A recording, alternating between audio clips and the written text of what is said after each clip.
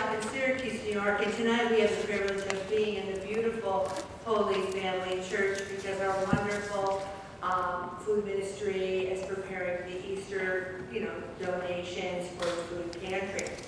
I'd like to direct everyone to the back of the food log. I like to use every space we can, and I wanted to put a recipe there this week.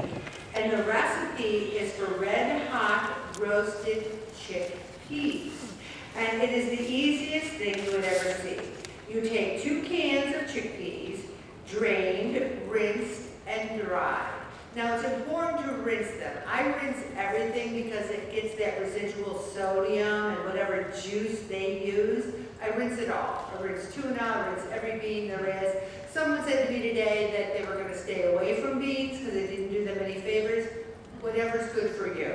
And then you add a tablespoon of vegetable oil and 2 tablespoons of Frank's Red Hot Original Seasoning Blend. Now what's interesting is the hot seasoning blend that I'm using is from Mrs. Dash. And before I saw this recipe, I had no idea that my most wonderful Frank had created a seasoning blend. So believe me, we will get it at the store this week because it sounds fabulous. And then you just put them on a cooking pan and bing, bang, boom, they're done. You can use them as a snack, you can put them in a salad. Now, you might say, but Ellen, I don't like hot things. I happen to like hot things. And the thing is, you burn more calories if you like hot things because your body takes more to process them. So if you do like hot things, I suggest you start eating some more Frank's Red Hot Sauce. And it's interesting with the Bible. I didn't mention my own thoughts on the Bible verses tonight, but I want to do that now because what I find so interesting is the comments by Peg, and very, very insightful. And our past is riddled for many of us with diet failures, with many failures in our life. And tonight's meeting topic is forgiveness. Now, I know most of the people in this room pretty well, and I think most of you would forgive most things. But I think many of us have a hard time forgiving ourselves. It's something that I've worked on very strongly for the 12 years that I've been, 14 years, that since Prado started in 2008, but I'm not there yet. And St. Paul is saying it's rubbish if we worry about those things. And then I like when St. Paul says, pursue toward the goal. And we really need to have goals. And a goal can be something as simple as, I want to forgive myself so that I can have more peace and joy, so I can concentrate on my weight loss journey and my healthy journey. Sometimes it's not about the food, not about the exercise, it's about how we feel about ourselves. Also, the judging part. I think, again, this group is pretty good about going, I do not judge anyone who has lost weight and gained it back, because I've done it maybe innumerable times. Now, one of the beauties of Pray It Off is if you stick it out and you just zig a little and try to get back, then you maybe try a different angle, like intermittent fasting or high intensity interval. You do have to change it up because we're getting older. Our bodies get used to one thing. But let's start right now with to forgive or not to forgive. I find this initial article very interesting because it's talking about the psychiatrist who's talking to a fella who's having a hard time forgiving his ex-wife because he's worried about the safety and protection of the children. And this angle that this person takes is, we are not called to go beyond what God Himself does when it comes to forgiveness. This author here feels that we have to say to God, I'm sorry for my sins. Go to confession. Or you say to God, when you do something, I'm sorry. And then God's forgiveness is infinite and merciful. But we have to ask for it. And I found that interesting. I found like, so if somebody does something really bad to you and they don't say they're sorry, you don't have to forgive them? And that's almost what it seems like he's saying, but not really. Because who you hurt by not forgiving someone is yourself. You have that anger, that resentment. Someone in the group, and I hope you don't mind, I'm going to tell a little bit about your story, and I'm not going to mention your name, has shared with me over time. They had a very difficult childhood. They had a very abusive father. They had a disengaged mother who could barely cope.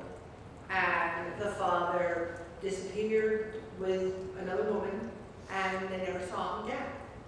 This person has spent a lifetime with anger and resentment and just can't find space for forgiveness.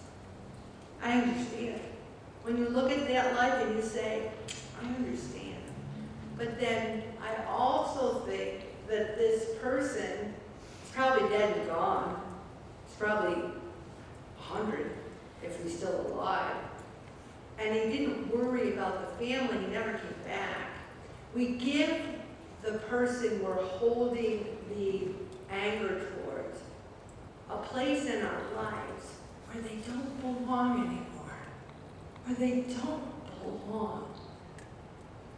And we have to say, I am going to forgive them for myself so that I can say, I want the peace and joy that comes along with this forgiveness. And even if they're not sorry, I'm going to forgive them anyway. Because I think that's what God does. I think God forgives everyone, even those who aren't sorry. But is there consequences? I tend to think there has to be.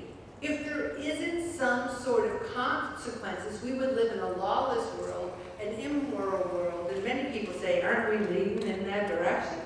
Maybe to a certain extent. And then he says, we have to distinguish between our calling to forgive those who are sorry and ask for forgiveness and our call to love everyone without exception. Let me repeat that. Love everyone without exception. I have to say that in my life, there's been some terrible things. I think anyone in this room, I could call you up one after another, and you could bring us all to our knees crying, telling us about something in your life. I forgive them all. I never have any non-forgiveness. But what I tend to do is self-blame. Even when someone does something towards me, I think maybe I deserve that. Maybe that happened to me because I put myself in that situation. There's a difference between holding negative feelings and not forgiving other people and taking I would blame myself for the war in Ukraine if I could.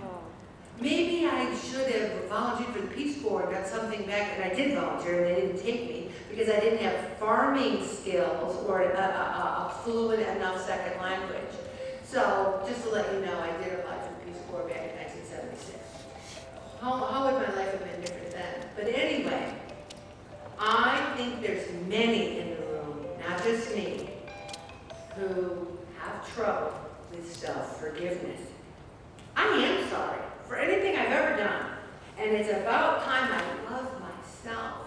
Because I love everyone else. I even said a couple weeks ago, I do not hate Putin. I don't hate Trump. I don't Hitler, and I'm working on Hitler, okay?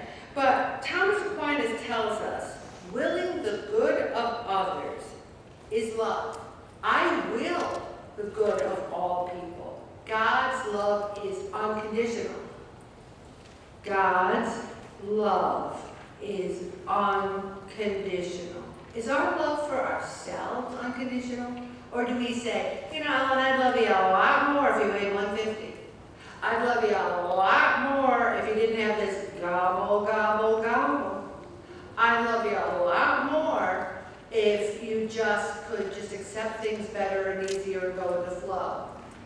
We need to love ourselves unconditionally and love love others unconditionally, because that is what God is telling us to do.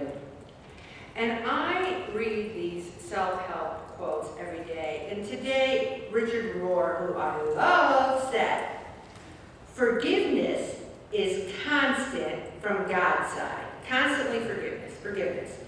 What should become a calm, joyous certainty on our side. That there's nothing that we've done, nothing that separates us from His love, nothing. Mercy received will be mercy passed on and will not return to me empty until it has succeeded in what it has been sent to do. So we want God to forgive us. You know, I believe in the Lord's Prayer. Forgive us our trespasses as we forgive those who trespass against us. We can change it to, forgive me my trespasses. Help me to forgive myself. Help me to go forward with that peace and joy that comes from that unconditional love. Because I think so much of our weight is we're trying to be perfect. We're trying to say, I can do this, I can do this, I can do this. When we're tired, when we're exhausted, we're trying to be all things. Jesus said, love your enemies. He did not say we have to like our enemies. Remember that. Love is not an option. Love is a commandment. We can't do anything apart from Christ. Peg mentioned again in the Bible verse. We don't have the power to part the seas. We don't have the strength to do this. I failed so miserably so much of my life to lose weight because I was trying to do it with my own willpower, not realizing that I really didn't have any. That the only strength that I have is from God, and that God wants us to be the best that we can be. Any one of us who has our own children, adopted children, grandchildren, nieces, nephews, people that we love, we only want the best for them. We want them to be happy. We want them to have good lives, and that's what God wants for us. Now you might say, but Ellen, what about horrific child abuse? How do I forgive someone who did that to me and they're not sorry? I was assaulted. How do I forgive that? Again, we need to lay those things at the foot of the cross, and we need to say, Jesus, I trust in you, and I'm a better person today because I lived through that and I survived, and I am here now, and I will do your will. Help me to forgive so that I can find the peace and joy that only comes from you.